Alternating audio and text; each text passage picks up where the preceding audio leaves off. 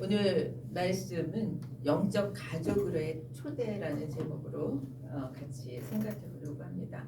누구든지 예수를 믿고 예수님을 구세주로 영접하면 놀라운 일들을 경험하게 되었습니다. 그것은 무엇보다도 우리가 세상을 창조하신 하나님을 아버지라고 부를 수 있게 되는 거죠. 따라서 우리가 하나님을 예수 믿는 자마다 하나님을 아버지라고 부른다면 하나님을 아버지라고 부르는 형제, 자매는 한 새로운 가족이 되어진다는 것입니다. 예수께서 자신을 향해서 바리새인과 헤롯 당이 적대적인 태도를 보이니까 예수님이 잠시 동안 갈릴리로부터 떠나가셨습니다. 그 후에 예수님은 12제자를 선택하시고 다시 2차 갈릴리 사역을 시작하게 되는데 이 갈릴리 2차 사역을 시작하면서부터 어려움을 계속해서 겪게 됩니다. 어떤 어려움이냐면 예수의 친족들이 소문을 듣습니다. 어떤 소문을 듣냐면 예수님이 미쳤다라고 하는 소문을 듣게 돼요. 귀신이 들려 미쳤다는 소문을 듣고 미친 사람으로 여기면서 예수님을 찾으러 오게 되어집니다. 예수님 자신을 가장 잘 알고 이해해 줄 수 있고 힘이 되어야 할 친족들이 예수님이 하시는 사역을 전혀 이해하지 못하고 오히려 방해하는 역할을 하게 되는 거죠.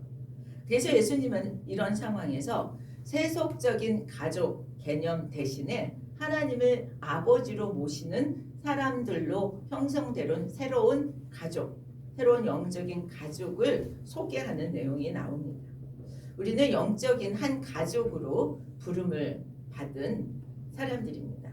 우리가 영적인 가족으로 부름을 받았고 영적인 가족으로서 살아가는데 어떻게 우리가 살아가야 하는지 오늘 말씀을 통해서 같이 살펴보기 원합니다. 여러분, 누가 가장 가깝습니까? 여러분 주변에 혈연으로 맺어진 가족보다 더 가까운 가족은 없을 거라고 생각되어집니다. 그렇지 않습니까? 뭐니 해도 혈연인 가족들은 어려움을 겪게 되면 물불을 가리지 않고 돕고자 하는 모습을 보입니다. 저는 굉장히 감동을 받은 적이 있습니다.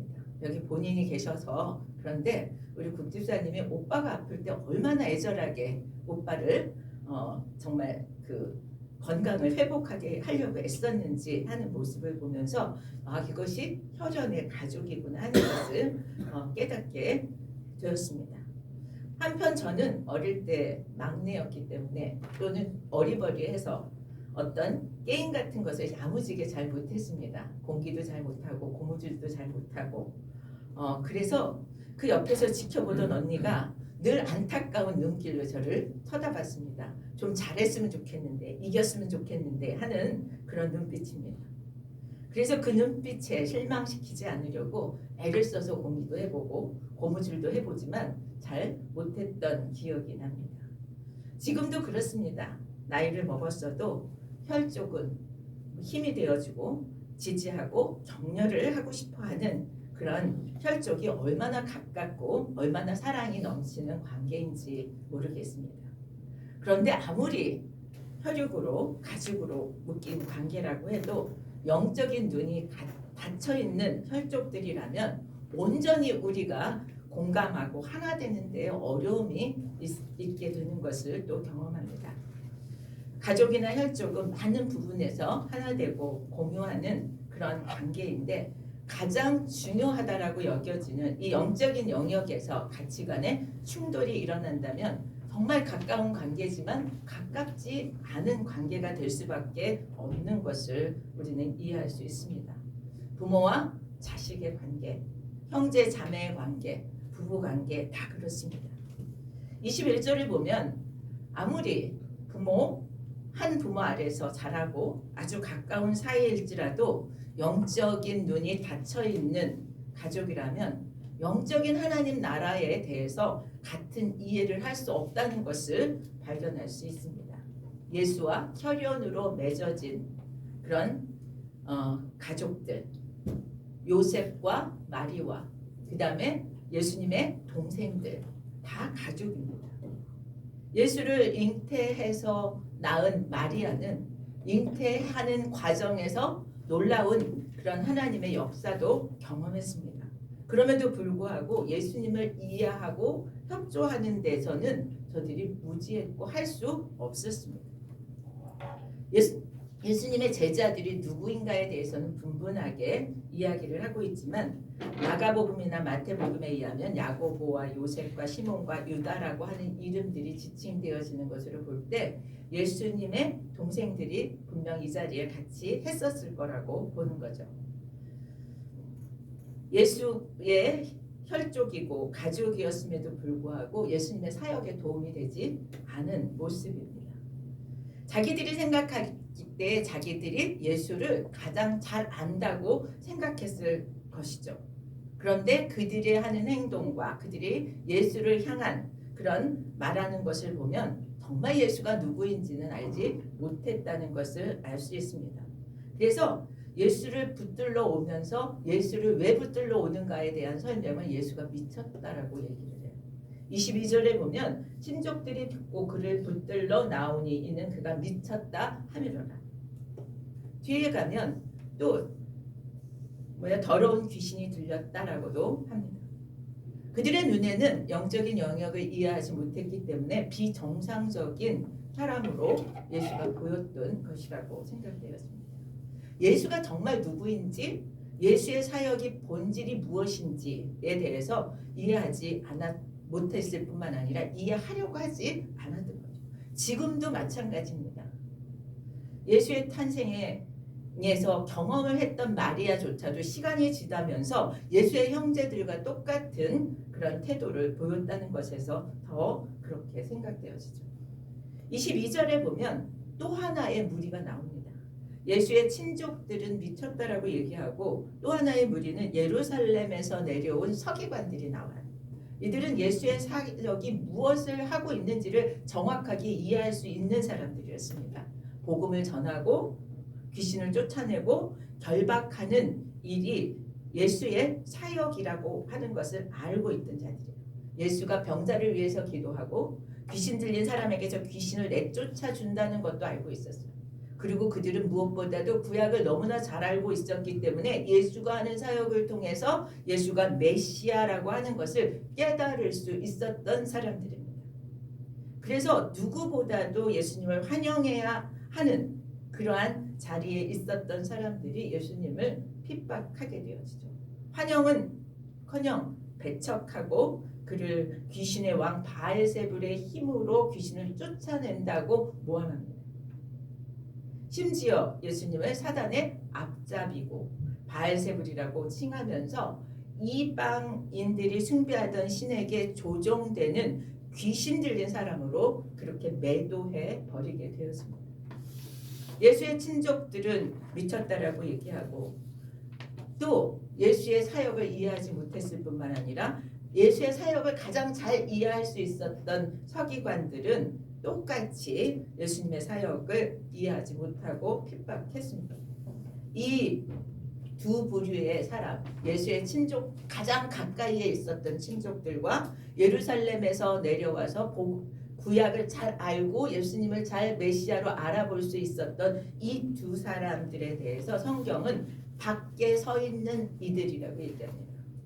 외인이라고 얘기해요. 우리 31절에는 밖에 서 있는 이들이라고 얘기하고 4장 11절에서는 외인이라고 얘기합니다. 그리스도 밖에 있는 사람들, 외인들, 지금 우리의 말로는 세상 사람들, 그들은 교회와 그리스도인을 제대로 이해하지 못할 뿐만 아니라 이해하려고 하지도 않고 비난을 하기도 한다는 거죠. 이런 주님에 대한 비난의 논리에 대해서 예수님은 그 실체를 아주 확실하게 논박하고 있습니다. 예수님은 당신이 귀신의 힘을 빌어 귀신을 쫓아낸다고 하는 서기관들의 주장이 틀렸다라고 하는 것을 밝혀냅니다.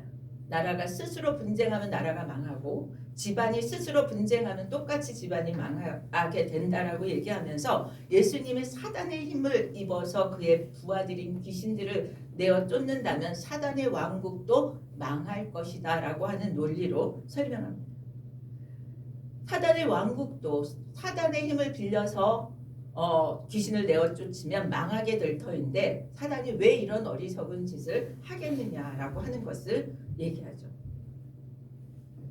이런 일은 일어나지 않는다는 것입니다. 여러분, 우리나라에는 아직도 점을 많이 보고 굿을 많이 합니다. 무당을 불러서 굿을 하면 귀신이 역사가 잠잠해지는 것을 우리는 봅니다. 그래서 사람들이 자꾸 굿을 하는 거예요. 그러면 무당이 정말 귀신을 쫓아준 것인가? 아니라는 거죠. 그들은 귀신의 힘을 빌어서 귀신을 달래서 잠시 잠잠하게 할 뿐이라는 거예요. 귀신들이 서로 무리지어서 대적하거나 충돌하지 않는다는 것입니다. 미국에서는 10월 31일을 할로윈이라고 하는 축제를 하게 되죠. 우리 이태원 사태가 왜 일어났습니까? 이 할로윈 축제를 우리나라에서도 하다가 사람들이 정말 큰 사고를 당했습니다. 여러분, 할로윈이 무슨 뜻인지 아십니까? 할로윈 축제를 왜 하는지 아십니까? 할로윈 축제는요, 귀신을 위로하는 날입니다. 귀신을 컴포트, 편안하게 해주는 날이에요. 왜 이것이 생겼냐면 11월 1일을 가톨릭에서 성자의 날로 기념하고 지키고 큰 행사를 했다고 합니다. 그래서 기원이 그래요. 11월 1일 날 성자의 날을 축하하고 하는데 귀신이 방해하지 못하도록 미리 위로하는 행사가 할로윈이에요. 여러분, 할로윈은 우리가 지켜야 하는 축제가 아닙니다. 당대 최고의 지성이었던 서기관들이 이런 것을 알지 못하고 있었다는 거죠. 왜 그들은 구약을 알고 예수님이 오신 메시아라고 하는 예언된 메시아라고 하는 것을 알만한 사람들이 왜 예수님을 알아보지 못했을까요? 성경은 그들 속에 진리가 없었기 때문이라고 얘기합니다. 진리가 없는 사람들, 그들은 지식은 많아도 영적인 일은 알 수 없는 사람들이라는 거죠. 그래서 오늘 말씀은 밖에 있는 사람들과 밖에 있는 사람들, 외인과 다른 종류의 사람들을 얘기합니다. 이들은 생명을 얻는 일에 대해서는 무지하고 가르쳐 줄 수 없는 사람들이라는 거예요. 27절에 예수님은 정확하게 반박합니다. 어떻게 귀신을 내어 쫓는가에 대해서 설명해요. 우리 27절 보면 사람이 먼저 강한 자를 결박하지 않고 그 강한 자의 집에 들어가 세간을 강탈하지 못하리니 결박한 후에야 그 집을 강탈하리라. 예수님은 귀신을 내어 쫓는데 여기서 강한 자는 누구를 얘기하냐면 사단을 얘기해요. 사단을 먼저 어떻게 해요? 결박하고 그리고 그 집에 들어가 세간을 강탈하는데 여기서 세간을 강탈한다는 것은 완전히 전부 약탈한다는 뜻이에요. 그냥 일부 어느 게 하나를 가져오는 것이 아니라 완전히 약탈한다. 근데 이 전부 약탈하기 위해서는 집주인을 결박하지 않고는 전부 약탈할 수 없다는 거예요. 예수님의 귀신을 내어 쫓는다는 사실은 강한 자라고 하는 이 사단을 이미 먼저 어떻게 했다는 거예요? 결박했다는 것입니다. 이 의미는 우리에게 굉장히 중요해요.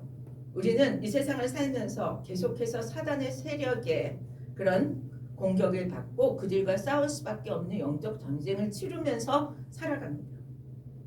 그런데 사단이 이미 그리스도에 의해서 결박되어 있는 상태라고 하는 것이 너무나 중요한 의미가 있다는 거죠. 그리스도 안에 있는 우리들에게는 예수님이 결박해 놓은 그 상태에서 귀신을 내어 쫓을 수 있다라고 하는 얘기를 하고 있는 것입니다. 마가복음 PPT 한 장만 넘겨주실래요? PPT 한 장만 넘겨주면 마가복음 16장 17절 18절의 말씀이 있습니다. 믿는 자들에게는 이런 표적이 따르리니 곧 그들이 내 이름으로 귀신을 쫓아내며 새 방언을 말하며 뱀을 집어올리며 무슨 독을 마실지라도 해를 받지 아니하며 병든 사람에게 손을 얹은 즉 나으리라 하시니라. 이 말씀에는요 뭐예요? 믿는 자에게 이게 언제 하신 말씀이냐면 예수님이 승천하시기 전에 하신 말씀이에요. 그러니까 승천하신 그 이후로 이 말씀의 능력이 임하는 줄 믿습니다. 그래서 예수님이 이런 표적이 따른다라고 얘기하고 이미 결박해 놓은 그 가운데 예수의 이름으로 귀신을 쫓아낼 수 있다라고 말씀하시는 거예요. 여러분, 위로하고 달래줄 대상이 아니라는 거죠. 예수의 이름으로 쫓아낼 대상이라는 거예요. 사단의 왕국은 예수님으로 인해서 무력화되었습니다. 오늘도 이전처럼 어둠의 세상 주관자들이 역사해요. 그런데 여러분, 그들이 강한 자의 대상은 뭐냐면 예수와 관계가 없는 사람들한테는 그들이 강한 자예요. 그런데 우리는 뭐예요? 결박해 놓으셨기에 우리에게는 그가 강한 자가 될 수 없다는 것입니다. 믿음으로 받으시길 축복합니다. 겁낼 것이 아니라 예수의 이름을 사용할 수 있기를 바라요. 예수 안에 있는 자들에게는 더 이상 그들이 강한 자가 아니고 예수에 의해서 결박당했기에 그들이 할 수 있는 것은 한계가 있다는 것입니다.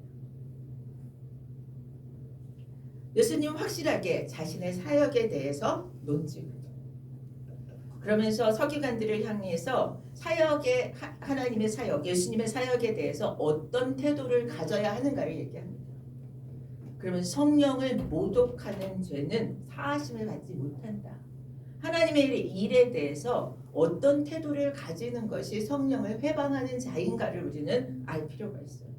여기서 성령을 회방하다, 성령을 모독하다라는 말은 누구에게만 쓸 수 있냐면 신적인 존재에만 쓸 수 있어요. 그래서 성령을 모독하는 것은요 신성 모독죄에 해당한다고 얘기합니다. 벵겔이라는 신학자는 인간의 모든 죄는 인간적이지만 이 성령을 모독하는 죄와 관련해서는 악마적인 죄라고 얘기해요. 그래서 하나님이 뭐예요? 사심을 받지 못한다고 얘기합니다. 그래서 하나님을 두렵고 떨림으로 정말 하나님 앞에 합당하게 사는 것이 얼마나 중요한가 하는 것을 생각해야 된다는 거죠. 이 성령을 모독한다는 것은 진리가 분명한데도 불구하고 무조건적으로 악의적으로 거부하는 것. 하나님의 권위에 도전하는 행위를 성령을 모독하는 것으로 본다는 것입니다. 그러니까 예수님이 이 얘기를 한 것은 당신의 사역에 대해서 하나님의 권위에 도전하는 것으로 보았다는 거죠.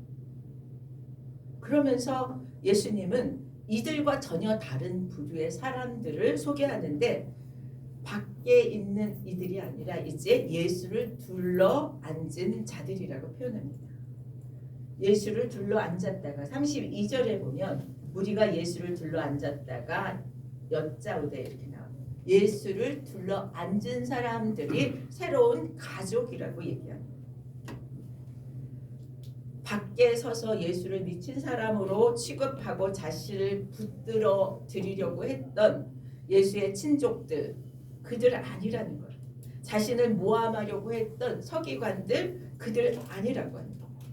예수를 중심으로 둘러 앉아있는 그들이 예수님의 새로운 영적인 가족들이라고 얘기합니다. 마리아와 동생들이 사람을 보내서 예수님을 밖으로 불러내려고 해요. 그러니까 예수님이 뭐라고 대답합니까? 누가 내 어머니며 동생들인가? 라고 묻습니다. 예수를 둘러 앉은 이들이야말로 내 어머니며 내 동생들이며 내 형제들이라고 말합니다. 분명 밖에 서 있었던 마리아와 형제 자매 분명히 예수님의 가족입니다. 그런데 이제는 새로운 영적인 가족 공동체를 소개하고 있는 거죠. 한 번 더 강조합니다. 하나님의 뜻대로 행하는 자들이야말로 내 형제, 자매, 어머니라고 하는 말씀으로 말씀을 끝맺습니다. 마가는 밖에 있는 자들과 예수를 둘러 앉은 사람을 구별하고 있습니다. 우리는 예수님 주위에 둘러 앉은 사람들입니다. 예수에게 새로운 영적인 가족이라고 하는 거죠. 예수와 가까웠던 예수의 친족들, 예수를 충분히 알아볼 만한 예루살렘에서 온 서기관들의 예수님에 대한 비판과 비난은 예수를 따르려고 했던 사람들에게 많은 부정적인 영향을 주었을 것입니다. 가장 가깝다고 여겨지는 혈족의 관계라고 해도 하나님의 뜻을 따라가지 않는 자들이라면 하나님의 계획과 역사를 막을 수도 있다는 것을 보여주고 있습니다. 왜냐하면 육신에 속한 자는 육신의 일만 생각하고 신령한 일은 신령한 것으로만 분별이 가능하기 때문에 그렇다는 거죠. 예수 주위에 있었던 형제, 어머니는 하나님의 뜻대로 하는 자들이었다라고 예수님은 얘기하는 거죠. 하나님의 뜻대로 하는 자는 그럼 우리는 어떻게 하는 게 하나님의 뜻대로 하는가? 다 선행을 해야 되는가? 우리 선행 다 못합니다. 가장 중요한 것은 예수 그리스도가 하나님이 보내신 메시아라고 하는 것을 인정하는 것. 그래서 구원의 관계 속으로 들어오는 것이 하나님의 뜻대로 하는 것입니다. 그래서 예수를 믿고 따르는 제자로 성장하는 것이 하나님의 뜻대로 하는 자들인 거죠. 영적인 관계로 하나님의 자녀가 되는 데는 차별이 없다고 얘기해요. 누구든지 남녀의 차별도 인종의 차별도 빈부의 차별도 없습니다. 누구든지 뭐예요? 하나님의 뜻을 따르는 자들, 그들은 주님과 한 가족이 되는 거죠. 우리는 주님의 가족임을 잊지 않기를 축복합니다. 지금은 우리에게 정말 영적인 가족으로 불러야 될 사람들을 부르라고 우리에게 말씀하시는 줄 믿습니다. 오늘 본문이 어떤 위치에 있느냐면 12제자를 부르시고 그 다음에 새로운 영적인 가족이다라고 하는 것을 가르쳐 주시고 그 다음엔 어떤 내용이 나오냐면요. 4장에 가면 하나님 나라의 비밀을 이야기하는 장면이 나와요. 그러니까 하나님 나라의 비밀을 알아듣는 사람은 뭐예요? 영적인 가족이 된 사람들이 알아듣는다는 것입니다. 여러분, 하나님 말씀이 알아들어지고 하나님 말씀을 읽을 때 깨달아지는 은혜가 있기를 축복합니다. 왜 아멘 안 하세요? 네. 내가 영적인 가족으로서 하나님이 하시는 말씀이 알아들어지는 장면이에요. 12명의 제자와 부르신 12명의 제자와 예수님의 주변에 둘러 앉아서 예수님의 영적인 새로운 가족으로 편입된 사람들은 이제 하나님의 비밀을 알아듣는 자가 되고 그 알아들은 대로 행하는 자들이 되는 것을 믿으시길 축복합니다. 저는 오늘 이 하나님의 영적인 가족으로의 초대를 받고 가족이 된 우리는 이제 영적인 가족으로 초대할 사람들을 초대해야 된다고 생각되었습니다. 우리가 진정 마음을 소통할 수 있는 영적인 가족, 우리의 친족이 영적인 가족이 되길 바라고 우리의 이웃이 영적인 가족이 되길 바라고 더 많은 사람들이 영적인 가족으로 편입되어질 수 있도록 우리가 하나님의 뜻을 따라 행할 수 있게 되기를 예수 그리스도의 이름으로 축원합니다. 오늘 이 시간에 정말 우리의 마음을 간절함을 가지고 영적인 가족으로 더욱 사랑하고 섬기는 그런 가족 공동체가 되기를 소원하는 마음입니다. 우리 다 같이 일어나서 405장 부르겠습니다.